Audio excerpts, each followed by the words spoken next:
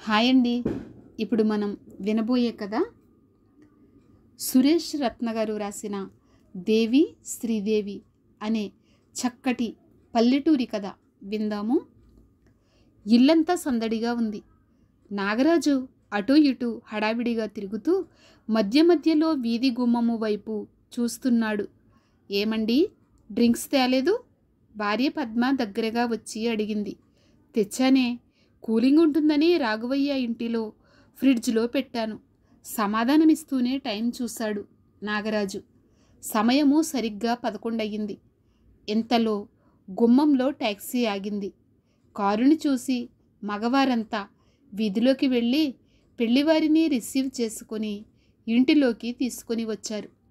పద్మ కాళ్ళు కడుక్కోవటానికి నీళ్ళిచ్చింది. వచ్చిన వారు 10 మంది. వాళ్ళంతా పలహారాలు తిన్నారు.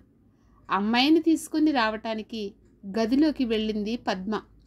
కూతుర్ని చూసి నిర్ఘాంతపోయింది. దేవి, ఏమిటిలా కూర్చున్నావు? తయారవ్వలేదే?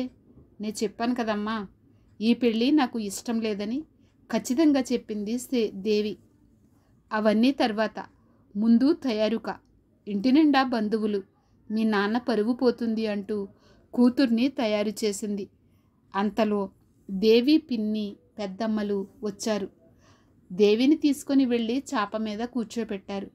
వచ్చిన పెళ్లి కొడుకు బంధువులు ఏవేవో ప్రశ్నలు వేయటము, వాటికి కరెక్టుగా సమాధానాలు ఇవ్వటము జరిగింది.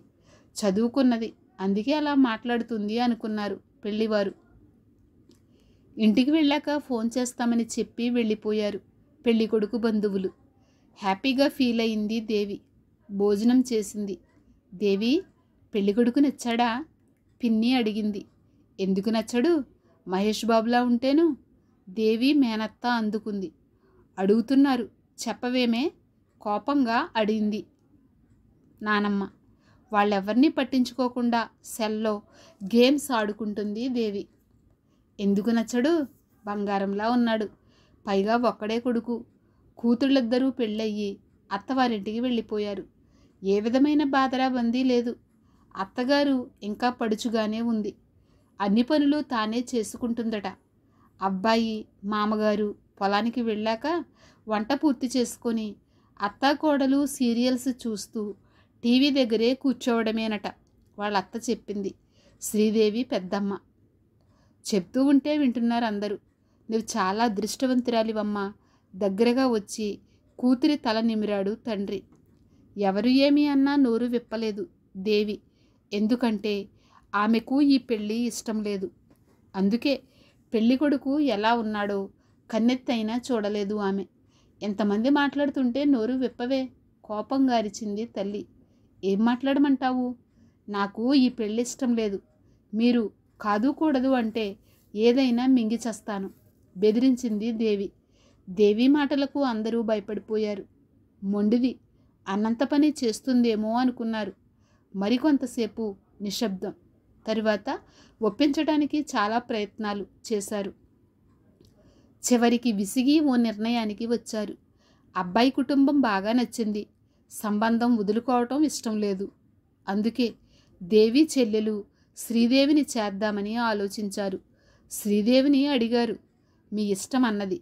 దేవి శ్రీదేవి కవల పిల్లలు. ఈ విషయము వాళ్ళకి ఎలా చెప్పాలా అని ఆలోచించారు. దేవిది రంగాపురం. తండ్రి వ్యవసాయదారుడు. ఉన్నది 5 ఎకరాలు. 10 ఎకరాలు కౌలుకు తీసుకుని వ్యవసాయం చేస్తూ ఉంటాడు.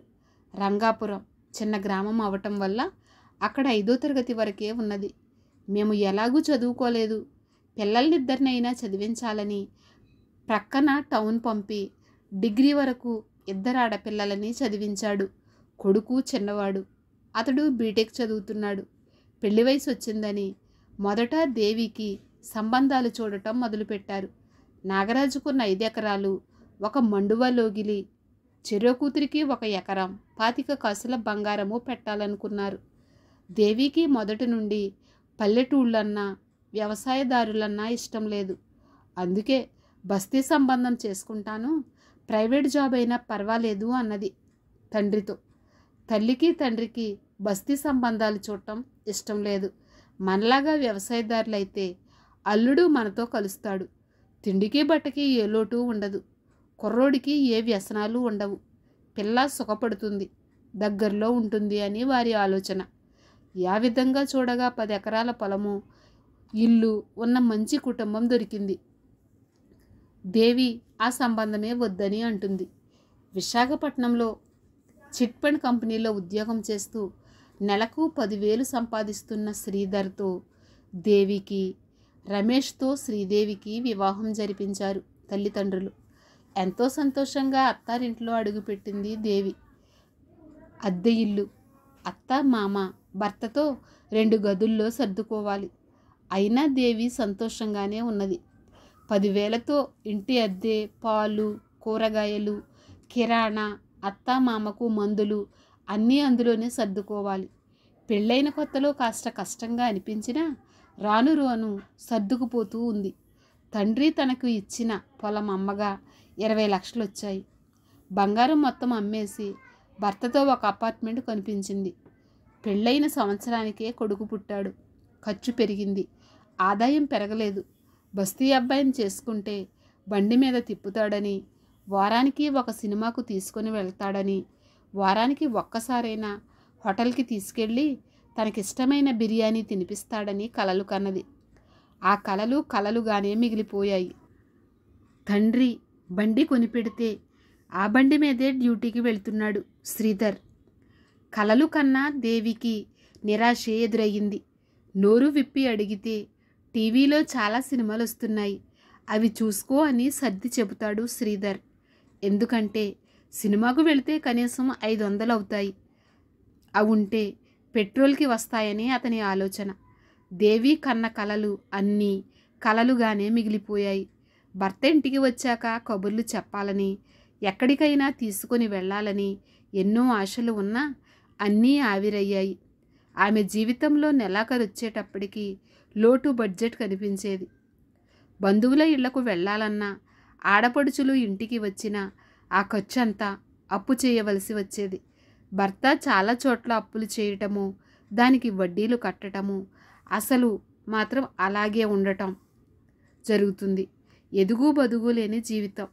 ఒకరోజు 1,00,000 రూపాయలు కడితే నెలకు 20,000 జీతం ఇస్తానంటున్నారు ఒక కంపెనీ వారు అని మీ నాన్నను అప్పుగా అడిగి తెమ్మని శ్రీధర్ అంటే తండ్రిని అడగటానికి ఆమెకు ఆత్మాభిమానం అడ్డొచ్చింది. అందుకే అడగను అన్నది. పరిస్థితులను అర్థం చేసుకోమన్నాడు భర్త. తాను అనుకున్నదేమిటి, జరిగిందేమిటి? దేవికి తన కాపురం చాలా అసంతృప్తిగా అనిపించింది. అందుకే ఒకరోజు భర్తతో గొడవపడి ఉరి వేసుకుని ఆత్మహత్య చేసుకోబోతే శ్రీధర్ చూసి తల్లిదండ్రులకు కబురు పెట్టాడు.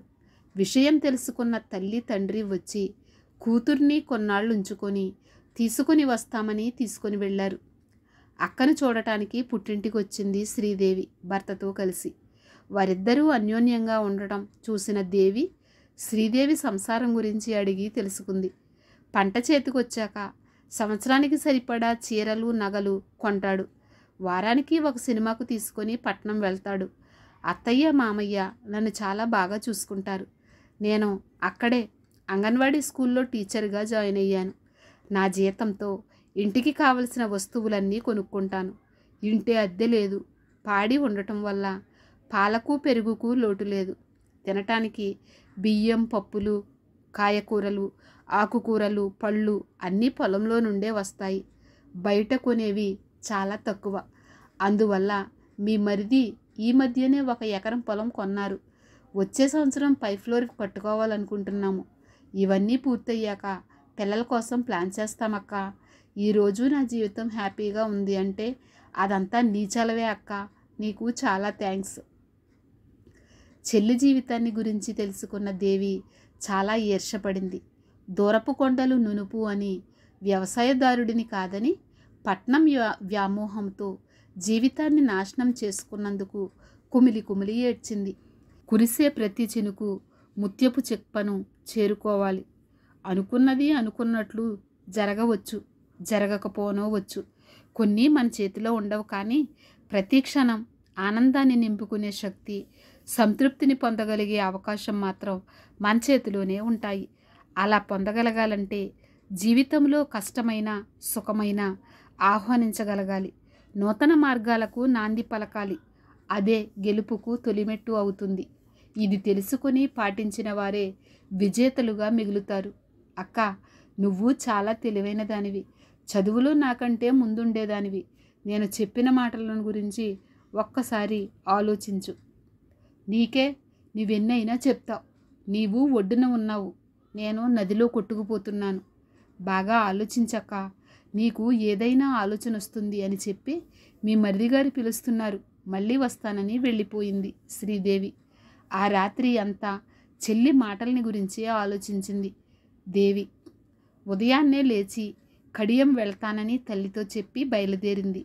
రాజమండ్రి సమీపంలో కడియంలో నర్సరీలు చాలా ఉన్నాయి. పళ్ళ వెంకన్న గారి నర్సరీ చాలా ప్రసిద్ధి. సుమారు 10,000 రకాల మొక్కలు అక్కడ లభిస్తాయి. అక్కడ నుండి కొన్ని రకాల పండ్ల మొక్కలు, పూల మొక్కలు కొని తెచ్చింది. ఇంటికి వెళ్ళిపోతున్నానని చెప్పింది తల్లిదండ్రులతో, చెల్లి మరిదితో.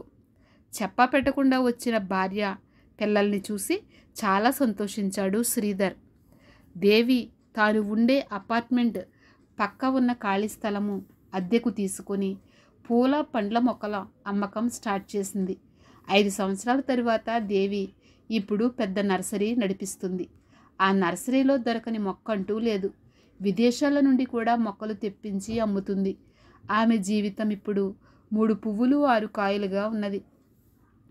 ఆ రోజు తాను చనిపోయి ఉంటే తన భర్తకు భార్య దొరికేదేమో కానీ తన పిల్లలకు మంచి తల్లి దొరకదు. ఆవేశంలో ఎందుకు ఆత్మహత్య చేసుకోవాలనుకున్నానో ఆమెకు ఎప్పటికీ అర్థం కాదు. భగవంతుడిచ్చిన ఈ జన్మని సార్థకం చేసుకోవాలే తప్ప ప్రాణం తీసుకునే హక్కు మనకు లేదు. కొంచెం ఆలోచిస్తే జీవితం చాలా హ్యాపీగా ఉంటుంది. ఆమె ఆలోచనలకు స్వస్తి చెప్పి తల్లిని, తండ్రిని, చెల్లి కుటుంబాన్ని పండగకి రమ్మని చెప్పండి అని భర్తతో చెప్పింది. నీ సంతోషమే మా సంతోషం. నీ మాట నేను ఎప్పుడు కాదన్నాను దేవి అన్నాడు శ్రీధర్. కథ సమాప్తం. ఈ కథ మీకు నచ్చినట్లయితే లైక్ చేసి షేర్ చేయండి. సబ్స్క్రైబ్ చేసుకోవటం మాత్రం మర్చిపోవద్దు. ఉంటానండి.